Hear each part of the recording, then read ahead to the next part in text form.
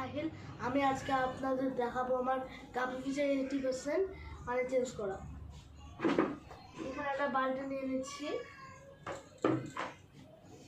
এইভাবে এখান থেকে ধরে পানিটা এর উপরে আস্তে করে নেব, এর উপরে টিপতে হবে।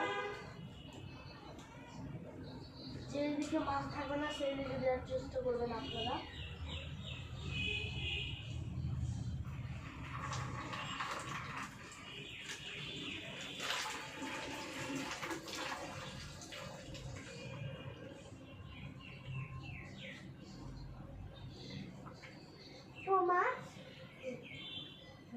চলে এসছে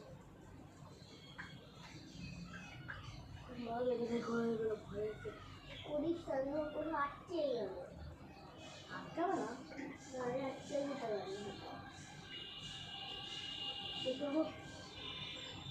না।